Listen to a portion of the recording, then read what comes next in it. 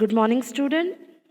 Class 7th, Chapter 3, State Government, page number 85, State Legislature. ये topic हमने clear कर लिया था. Now we'll take the State Legislative Assembly topic. Okay, State Legislative Assembly. Simple language में विधानसभा.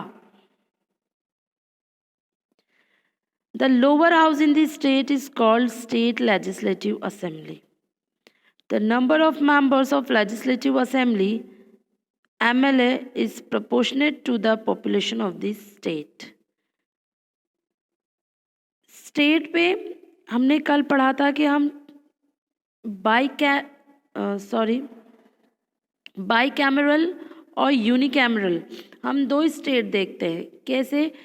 वो state जहाँ एक ही असेंबली होती है उसे हम यूनिकैमरल कहते हैं, और वो स्टेट जहाँ दो असेंबली होती है हम उसे बाईकैमरल कहते हैं. तो 7 स्टेट ऐसे हैं जहाँ 2 असेंबली है और बाकी के स्टेट में एक ही असेंबली है. सिंपल लैंग्वेज में बात करें तो कई ऐसी स्टेट है हमारी कंट्री में, 7 स्टेट, जहाँ 2 असेंबली देखने मिलती है. स्टेट लेजिस्लेटिव असेंबली और स्टेट लेजिस्लेटिव काउंसिल, विधानसभा और विधान परिषद. अब समझ में आया होगा इस वर्ड से. ठीक है, ये क्यों है ये हम डाउट क्लास में क्लियर कर लेंगे, सबके क्लियर हो जाएंगे. अच्छा, फिर भी बता देती हूँ. देखो, कई स्टेट ने 2 बाईकैमरल यानी 2 जो हाउसेस एक्सेप्ट कर रखे हैं, अडॉप्ट कर रखे हैं, वो इसलिए कि 2 हाउसेस रहेंगे. जैसे हम सेंट्रल में भी देखते हैं लोकसभा और राज्यसभा 2 हाउसेस हैं. इससे क्या होता है कि चीज़ों की सल्यूशन में और गलत लॉ पास ना होने में ज़्यादा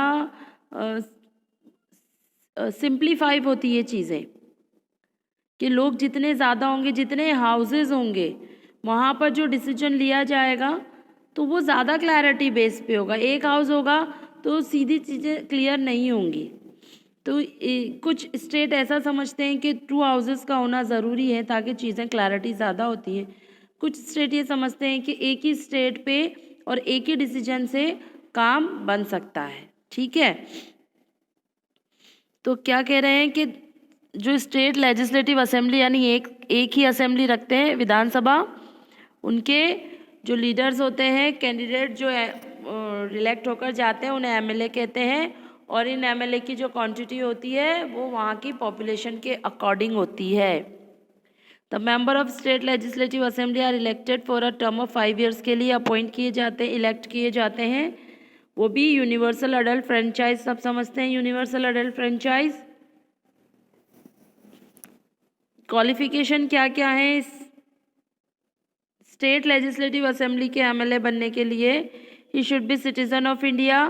देखो, मस्ट है ये. आपको कुछ भी अगर करना है तो आपको इंडिया का सिटीजन होना बहुत मस्ट है. He should be a citizen of India.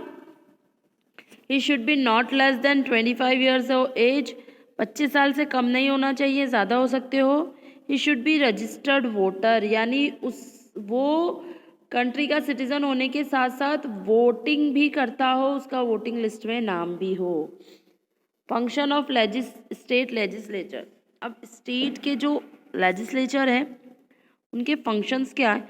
The state legislature to make law on 66 subject mention in the state list and 47 subject mentioned in the concurrent list. क्या है ये लिस्ट? तो देखो, constitution द्वारा state को और central government को कुछ पावर्स दी गई है. तो उस कॉन्स्टिट्यूशन के अकॉर्डिंग जो पावर्स मिली है both the state and central government, तो उसे एक लिस्ट है उसकी, उसे कॉन्करेंट लिस्ट कहते हैं. उसमें 47 सब्जेक्ट यानी 47 पॉइंट्स हैं तो उन पॉइंट के अकॉर्डिंग उन्हें पावर मिली हुई है कि आप ये काम कर सकते हो स्टेट, ये काम वर्क कर सकता है स्टेट। तो ये 47 पॉइंट्स हैं, यानी 47 पावर्स हैं अकॉर्डिंग टू कॉन्स्टिट्यूशन। और उन 47 पावर्स को यहाँ पे डिवाइड करके स्टेट लिस्ट पे 66 सब्जेक्ट बनाए गए हैं, जहाँ पर स्टेट का जो लेजिस्लेचर, स्टेट की जो असेंबली है और उसके लीडर्स जो हैं वो स्टेट में वर्क कर सकते हैं, उनके पास उतनी पावर है। लेकिन however, if a law passed by the state legislature is contrary to a law passed by the union parliament, अगर कभी ऐसा होता है कि स्टेट कोई लॉ पास कर रहे हैं लेकिन वो लॉ जो सेंट्रल गवर्नमेंट ने पास किया है ना, यूनियन पार्लियामेंट यानी सेंट्रल गवर्नमेंट, अगर पार्लियामेंट द्वारा पास किए गए लॉ के अगेंस्ट जा रहा है स्टेट का लॉ। कई बार होता है ना, स्टेट गवर्नमेंट जो है अपने स्टेट के अकॉर्डिंग कुछ लॉ पास कर देती है, भाई जब मेरे स्टेट वालों को ही चाहिए तो मैं ये पास, लेकिन क्योंकि सेंट्रल गवर्नमेंट को पूरी कंट्री के बारे में देखना होता है, सिर्फ एक पर्टिकुलर स्टेट के बारे में नहीं, तो अगर सेंट्रल गवर्नमेंट यानी पार्लियामेंट द्वारा पास किया गया लॉ स्टेट के लॉ से मेल नहीं खाता तो क्या होगा, स्टेट के लॉ को नल और वॉइड यानी शून्य घोषित कर दिया जाता है। यानी अगर वो उसके अगेंस्ट जा रहा है तो वो लॉ पास नहीं होगा। आगे चलते हैं। Control over executive. Only the state legislative assembly can pass a non-confidence motion against the council of minister headed by the chief minister. The other house can only ask question. देखो, जो सिर्फ legislative assembly है ना state की, और वो state जहाँ पे बाई कैमरल यानी दो असेंबली दिखती है, legislative assembly and legislative council, तो जो सिर्फ दोनों में ही सिर्फ जो लेजिस्लेटिव असेंबली है ना वही क्वेश्चन कर सकती है, और वो नॉन कॉन्फिडेंस यानी कि सरकार की तरफ सरकार के लिए असहमति वाला मोशन जो है, एक्टिवनेस है, वो दिखा सकती है, यानी वो डिसमिस कर सकती है चीज़ों को और चीफ मिनिस्टर को। और बाकी जो काउंसिल ऑफ मिनिस्टर है ना, जो लेजिस्लेटिव काउंसिल में बैठते हैं, वो ये नहीं कर सकते। जो बाकी के स्टेट के लेजिस्लेचर असेंबली के, तो जो लेजिस्लेटिव असेंबली के जो मेंबर्स होते हैं एमएलएस, वो सरकार के प्रति असहमति डिक्लेयर कर सकते हैं, सरकार गिरा सकते हैं, कुछ भी कर सकते हैं। काउंसिल ऑफ मिनिस्टर ऐसा नहीं कर सकते। Control on non-money bills other than money bills can be introduced in any house of the legislature if the council rejected a bill, or if 3 months pass without the council passing the bill, it can be reintroduced in the assembly. क्या होता है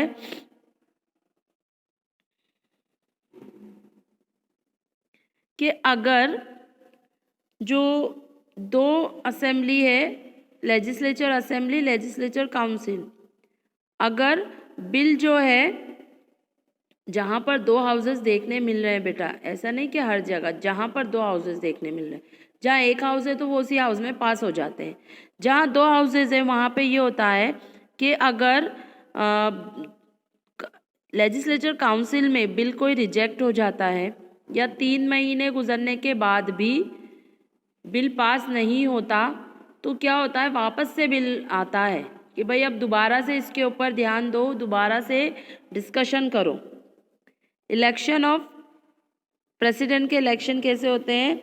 only member of state legislative assembly participate in the election of the president. President के election के लिए जो state legislative assembly के members होते हैं वही इसमें पार्टिसिपेट करते हैं। MLAs as an overall body are responsible for the task done by the government since legislature is also one of the wings of the government and all MLAs are part of the legislature. यानी कि जो MLAs होते हैं वो पूरी तरीके से responsible होते हैं गवर्नमेंट के वर्क के लिए. ऑब्वियस है ना, हमने चुना है तो हम किसको पकड़ेंगे, हम किसको कहेंगे कि भाई हमने आप हमारी तरफ से हमारे रिप्रेजेंटेटिव हो, हमारी प्रॉब्लम आप सॉल्व करोगे. ये प्रॉब्लम सॉल्व नहीं हुई हमारी तो हम किसको पकड़ेंगे, हम हमने जिन्हें इलेक्ट किया उसी को ही पकड़ेंगे, उसी से कहेंगे. तो वो रिस्पॉन्सिबल होते हैं पब्लिकली या कोई सा भी जो वर्क है स्टेट पे. तो जिस एरिया से वो इलेक्ट हुए हैं तो उस एरिया की रिस्पॉन्सिबिलिटी उस एमएलए की है. तो उस एमएलए को जवाब वो पूरी रिस्पॉन्सिबिलिटी होती है. तो इसी तरह एरिया करते करते पूरी गवर्नमेंट जो होती है वो एमएलए के रिस्पॉन्सिबिलिटी पर टिकी होती है. उनके जो डन किए गए वर्क ही नेक्स्ट ईयर के लिए उन्हें इलेक्ट कर पाते हैं. Working of the government. The legislative assembly is one place where opinion of the people are voiced and action is taken. तो लेजिस्लेटिव असेंबली एकमात्र ऐसा जगह है जहाँ जो पीपल की प्रॉब्लम है, पीपल्स की जो सिचुएशन है, उनको जो चाहिए दे वर डिमांडेड टू विच एक्टिविटीज़ और विच फैसिलिटीज़. तो उनकी जो डिमांड है तो वो कहाँ पर सामने आएगी. तो स्टेट पे अगर हम बात करते हैं तो वो एकमात्र ऐसी जगह है स्टेट लेजिस्लेटिव असेंबली जहाँ पर ही पब्लिक की वॉइस रेज होती है. और वॉइस कौन रेज करता है, उनके द्वारा इलेक्ट किए गए representatives. But there are other form like newspaper, TV channels and voluntary organisation which take up the voice of people. लेकिन क्या होता है कि अगर हम अदर फॉर्म में देखें तो असेंबली से ज़्यादा न्यूज़ मीडिया जो सिस्टम चला है आजकल, newspaper, TV channels,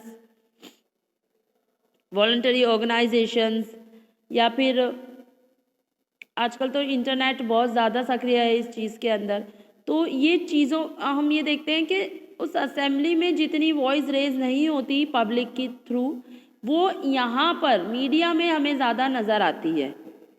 The chief minister addressed the problem faced by the people of his state with the help of head of the other department. Chief ministers उस department के जो head होते हैं, जैसे फाइनेंशियल डिपार्टमेंट हो गया, education department हो गया, हेल्थ डिपार्टमेंट के जो मिनिस्टर्स होते हैं, उनके थ्रू सीएम को पता चलता है कि पब्लिक जो स्टेट की वो क्या प्रॉब्लम फेस कर रही है या उसे क्या फैसिलिटी चाहिए. In the event of any crisis like the floods in Jammu Kashmir in 2014-2018 or health hazards, the CM asked for measures to be taken to improve the situation. तो example है कि जैसे जम्मू कश्मीर में 2014 और 2018 में हमने फ्लड्स देखा था, यानी बाढ़ आ गई थी, और हेल्थ हजार्ड्स यानी क्योंकि ऑब्वियस है जो फ्लड्स आते हैं उसके बाद जो एपिडेमिक जो होती है, जितनी भी डिजीज़ फैलते हैं वाटर से, मस्कीटो से, उसके बाद सिचुएशन और ख़राब. जितनी फ्लड्स में नहीं होती ना, फ्लड्स के रुकने के बाद क्रिएट होती है. तो जितनी प्रॉब्लम आई उसके बाद वहाँ की गवर्नमेंट ने, वहाँ के सीएम ने हेल्थ मिनिस्टर से पूरी रिपोर्ट ली और फिर उस सिचुएशन से कैसे वहाँ के पीपल्स को निकाला जाए, उस प्रॉब्लम से कैसे फेस आउट किया जाए, फिर वो क्राइटेरिया किया गया कि इम्प्रूवमेंट कैसे हो इस सिचुएशन से. In a democracy power is in the hand of people, representative और MLAs. Thus, MLAs are answerable to the people and enjoy power only as long as they enjoy the people confidence. तो क्या देखा जाता है, state पे हम democracy की बात करते हैं. डेमोक्रेसी आप लोगों को पता है, डेमोक्रेसी मीन्स वो कंट्री जहाँ पर जनता का राज हो, peoples power in hand. Power in hand in the countries people, यानी जो कंट्री के सिटीजन है पावर उनके हाथ में है, पावर उनके हाथ में यानी पब्लिक का राजतंत्र है। तो हम ही हमारी गवर्नमेंट बनाते हैं, यानी हम पर 5 साल कौन हमारी कंट्री को रन करेगा, हम पर कौन राज करेगा, वो हम ही चुनते हैं। तो डेमोक्रेसी में यही है कि जनता पर वही राज कर सकता है जो सिटीजन के कॉन्फिडेंस के अंडर आता हो, यानी उसने बहुत अच्छे काम किए हों, उसने प्रॉब्लम सॉल्व की हो। ऐसे नहीं कि पूरी प्रॉब्लम सॉल्व हो जाती है, लेकिन फिर भी 60% 70% जो भी प्रॉब्लम है और जो बेसिक फैसिलिटीज़ चाहिए थी पब्लिक को वो प्रोवाइड की हो, तो उसके थ्रू आपने कॉन्फिडेंस जीत लिया, तो नेक्स्ट टाइम आप ही डन है कि आप दोबारा से एमएलए पर बनेंगे या आप दोबारा से इलेक्ट होंगे। तो कॉन्फिडेंस ज़रूरी है पीपल का, क्योंकि पीपल इलेक्ट देयर रिप्रेजेंटेटिव्स। सो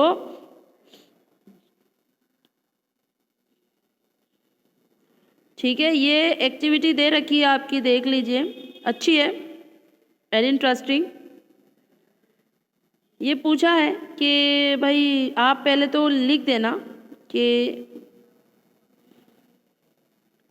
इसमें थोड़ी सी चेंज कर लेना, है ना। ऊपर लिख लेना राजस्थान, फिर आगे लिखना ये एग्जाम्पल ऑफ देयर वर्क लिखा है ना, वो भी लिखना, और उसके बाद आपके स्टेट का एग्रीकल्चर मिनिस्टर कौन है, लेकिन home minister, health minister, education minister, तो आप नेम ऑफ डिपार्टमेंट है agriculture, home minister, health, education minister, example of their work, ये डन कर लेना। और आपका चैप्टर यहीं एंड होता है। Thank you.